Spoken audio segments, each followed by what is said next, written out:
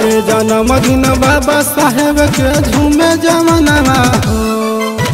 माने जन्मदिन बाबा साहेब के झूमे जमाना हो।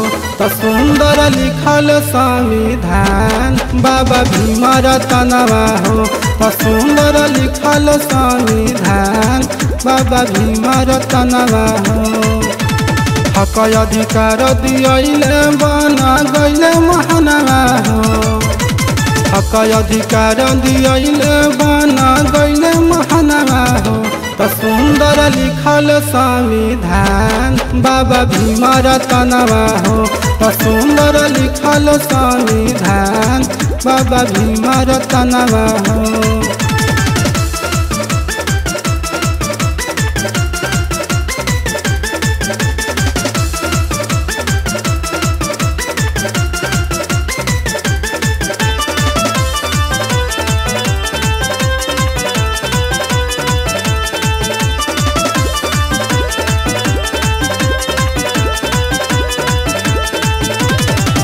पढ़े लिखे के नहीं रहे अधिकार हो।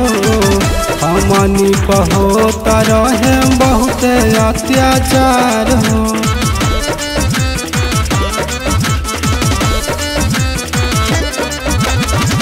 पढ़े लिखे के नहीं रहे अधिकार हो। हमनी पर होता रहे बहुत अत्याचार हो। चलैले कलमवा बढ़ गईल गरीब के सनवा हो। चलैले कलमवा बढ़ गईल गरीब के सनवा हो। तो सुंदर लिखल संविधान बाबा भीम रतनवा हो। तो सुंदर लिखल संविधान बाबा भीम रतनवा हो।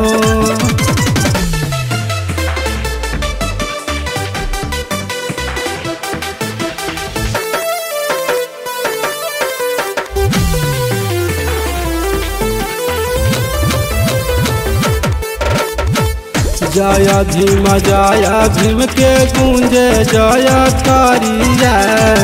नीला कलर में शोभे भीम के पुजारिया।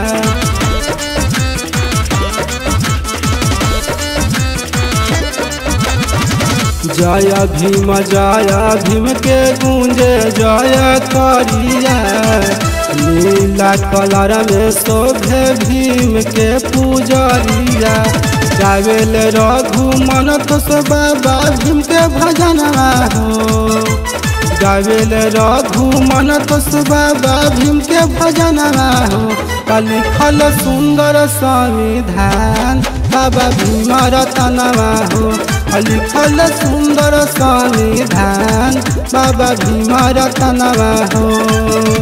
माने जन्मदिन बाबा साहेब के झूमे जमाना हो। माने जन्मदिन बाबा साहेब के झूमे जमाना हो। लिखल सुंदर संविधान बाबा भीम रतनवा हो। लिखल सुंदर संविधान बाबा भीम रतनवा हो। हक अधिकार दियले बना गईले महानवा हो। हक अधिकार दियले बना गईले महानवा हो। लिखल सुंदर संविधान बाबा भीम रतनवा हो। लिखल सुंदर संविधान बाबा भीम रतनवा हो।